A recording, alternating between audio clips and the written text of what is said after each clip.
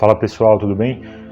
Hoje a gente vai estar aqui começando sobre o capítulo 5. Então a gente vai estar aqui abordando nesse capítulo sobre as aflições da nossa vida encarnatória. Então por que a gente passa por essas aflições, né? A origem dessas aflições, tudo relacionado a isso. Hoje eu vou começar aqui lendo sobre 3 passagens da Bíblia, né? São 3 passagens bem curtas.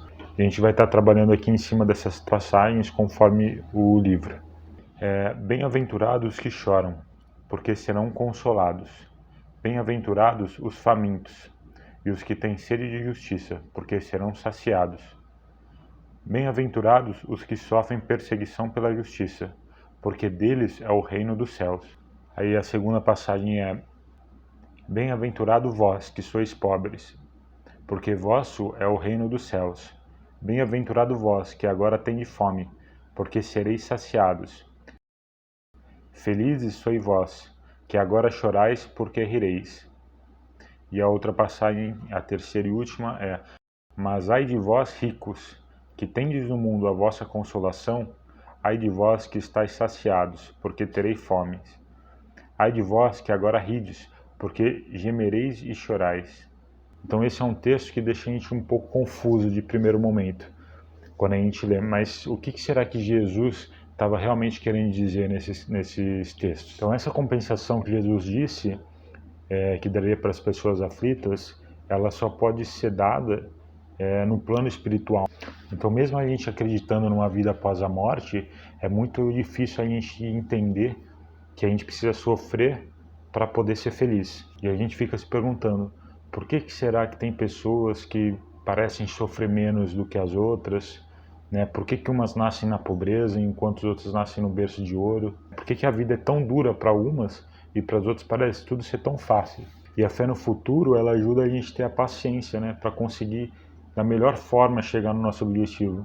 Só que ela não consegue explicar essas anomalias da vida. Quando a gente para pensar na perfeição de Deus, né, na bondade de Deus, a gente acaba não conseguindo chegar numa conclusão que isso seria uma injustiça para as pessoas que estão sofrendo. E Jesus, quando ele encarnou, ele veio nos ensinar isso. Só que a humanidade não estava preparada para conseguir compreender. Até a vinda do Espiritismo, né, com os seres humanos mais evoluídos, e a gente já consegue trazer isso de uma forma mais fácil hoje em dia. Então por que será que a gente tem tantas aflições, né, durante a nossa vida? Elas podem ter 2 origens, né? A primeira é referente à nossa vida atual e a segunda é referente às nossas vidas anteriores. Então se a gente analisar a maldade que se encontra hoje na vida terrestre, né, na vida encarnada, a gente vai perceber que a maioria delas são consequências naturais do nosso caráter e da nossa conduta. Quantos homens se prejudicam, né, devido à sua própria culpa, né, pelas suas escolhas erradas, pelo abuso, pela sua ambição? Quantas coisas a gente poderia evitar, né, se a gente tivesse mais moderação, mais suscetibilidade? Quantos pais são infelizes com seus filhos hoje em dia porque não educaram as más tendências desde o início? E acabou deixando crescer, né, o orgulho, a vaidade, o egoísmo. E quando essas crianças acabam entrando na juventude, os pais acabam ficando admirados com a falta de respeito, com a ingratidão dos seus filhos. Mas será que esses filhos tiveram realmente culpa, né? Ou será que os pais que foram culpados? Então, se a gente parar para analisar os males que acontecem na nossa vida, a gente vai perceber que se a gente tivesse feito alguma coisa lá atrás de uma forma diferente, a gente poderia ter evitado, né? Ou atenuado até essas aflições. Então a gente chega numa conclusão que a gente é responsável pelas nossas aflições atuais. Porque se a gente tivesse evitado isso lá atrás, hoje a gente poderia estar melhor. Então o homem é responsável pelos males da vida, né? E ao invés de a gente reconhecer, né, nossos erros, não, a gente acaba terceirizando, né? A gente acaba culpando os outros ou culpando a vida, o azar, devido a essas aflições. Então quando a gente começar a focar em melhorar o nosso lado moral, a gente vai conseguir evitar esses males da vida, né? Porque na maior parte do tempo da nossa encarnação, a gente está desenvolvendo o nosso intelectual, né? Com cursos, faculdades, pós-graduação, mestrados e essas coisas todas. Só que a gente não para nenhum período para focar no nosso lado moral. E Deus, ele quer que toda a sua criação progrida. E ele acaba cobrando a gente de todos os atos errados que a gente faz. Não de uma forma vingativa, né, mas de uma forma de um ensino, né, como um pai educa o seu filho. A gente pode sempre perguntar para uma pessoa mais velha do que a gente se ela teria feito algo diferente do que ela fez, né, durante a vida. E tenho certeza que todas vão falar, se eu tivesse o conhecimento que eu tenho hoje, há 20 anos atrás, há 30 anos atrás, né, a minha vida teria sido diferente. Né? E quantos passos errados a gente poderia ter evitado com isso.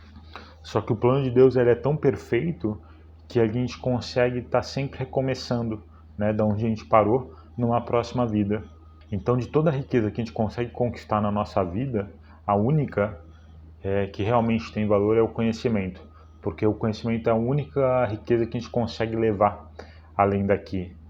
Então a gente acaba se perguntando, né, por que tem pessoas que acabam nascendo com alguma anomalia, né, ou bebês que morrem ao nascer, ou pessoas que morrem muito jovens. Então quer dizer que essas pessoas só conheceram o sofrimento durante a vida, né? Então isso é uma anomalia que nenhuma religião consegue ainda explicar, a não ser o espiritismo.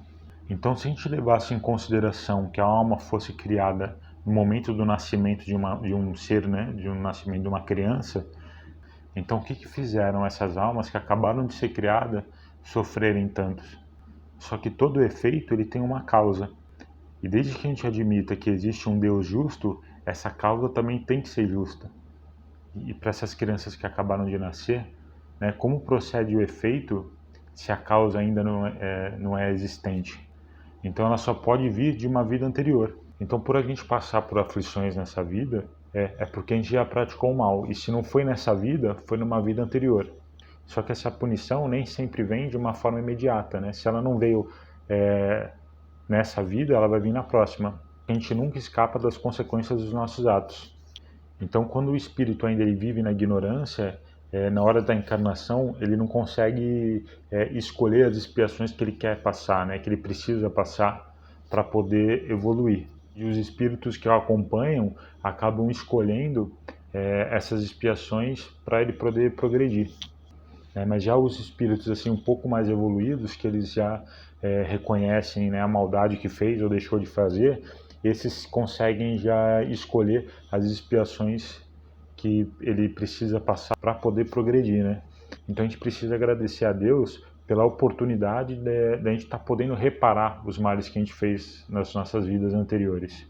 Então, dependendo do nosso adiantamento, a gente consegue escolher provas para a gente poder concluir a nossa depuração, né, e progredir de uma forma mais rápida. Então a expiação ela serve sempre como uma prova, só que a prova nem sempre é uma expiação. Tanto como a prova e a expiação, ele é um sinal de inferioridade do espírito, porque o que já é perfeito já não precisa mais ser provado. Então o espírito já mais evoluído, ele consegue estar escolhendo uma prova e ele saindo bem dessa prova, ele consegue ainda progredir ainda mais rápido. E existe uma forma da gente identificar se essas expiações que a gente está passando, elas foram impostas, né, para a gente, ou foi a gente que escolheu passar por isso. A gente tem que analisar se a gente está passando por uma expiação e ela causa na gente algum tipo de sofrimento, uma amargura, né, é porque ela foi imposta. Se essa expiação que a gente está passando, a gente não precisou sofrer tanto com ela, é sinal que foi a gente que escolheu passar por essa expiação. Então, se a gente percebeu que essa expiação ela foi escolhida voluntariamente e não imposta, isso é um sinal de um progresso do espírito. Como a gente viu no capítulo 3, a gente ainda não vai ter uma completa felicidade até a gente se tornar espíritos felizes, né? Espíritos puros. E é nas diversas vidas corpóreas, né? Nas diversas reencarnações, que a gente vai conseguir desapegar pouco a pouco das nossas imperfeições.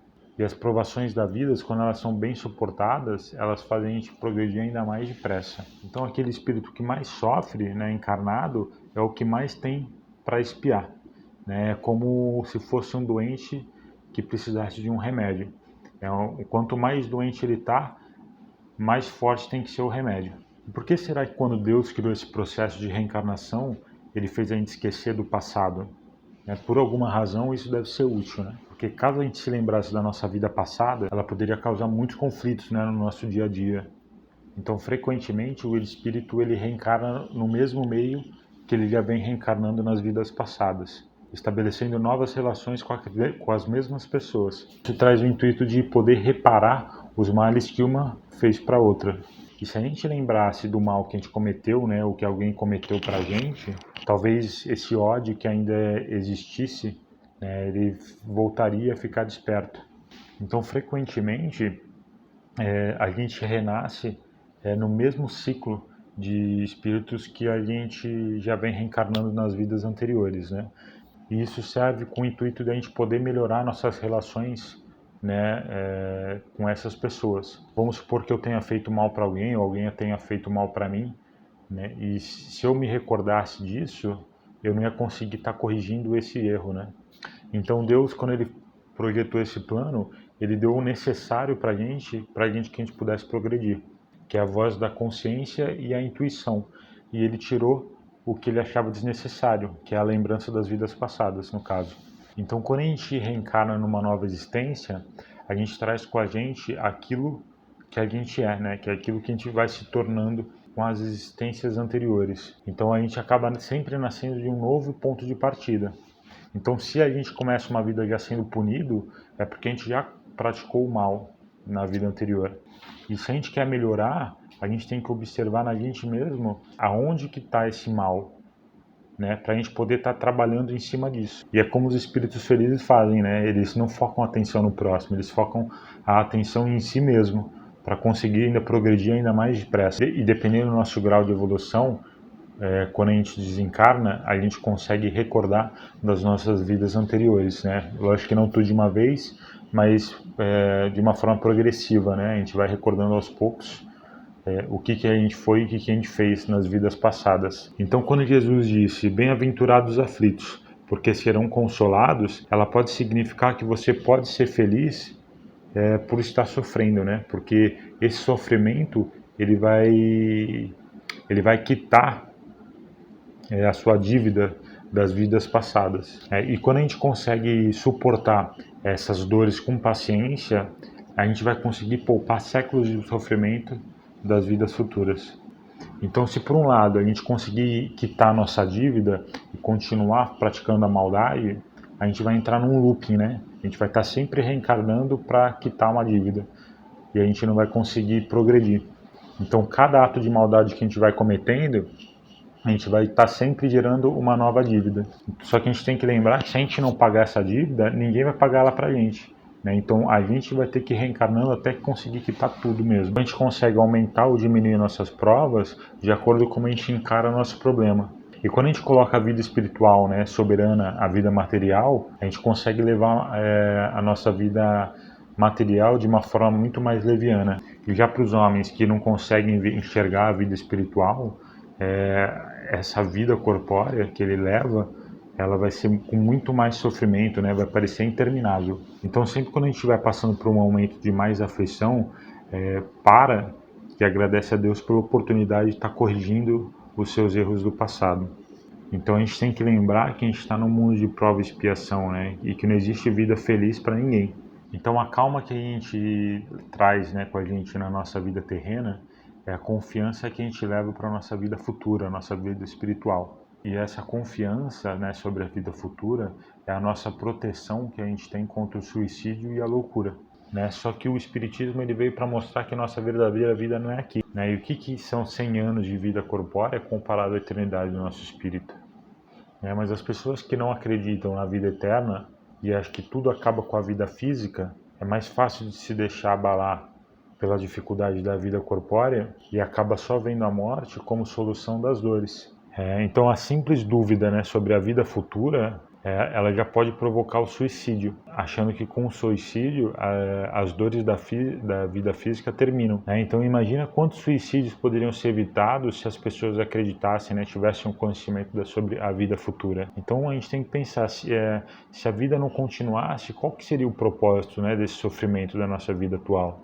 E já nesse caso sim, né, seria muito mais fácil provocar o suicídio e terminar com aquela dor. Né? Então, se isso fosse verdade, né, e o nada fosse o único remédio heróico, vale mais cedo você alcançar o nada do que precisar sofrer para chegar nele. Só que dentro do cristianismo, né, das religiões cristãs, a gente sabe que a vida continua, só que a vida continua de uma forma completamente diferente do que o Espiritismo ensina. Então, com o Espiritismo não só existe mais dúvida sobre a vida após a morte, né, mas como ela consegue trazer os suicidas poder fazer os relatos e consegue nos informar a situação infeliz que eles se encontram, né, após causarem o suicídio.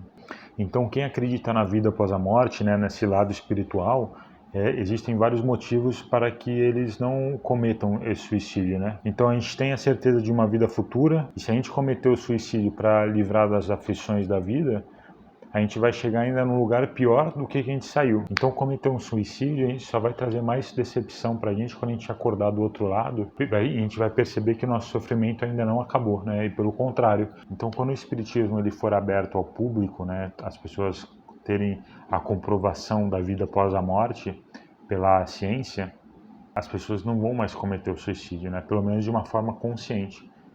E para finalizar aqui, quando Jesus disse, bem-aventurados os aflitos, porque deles é o reino do céu, ele não quis dizer esses aflitos, os seres que sofrem, né?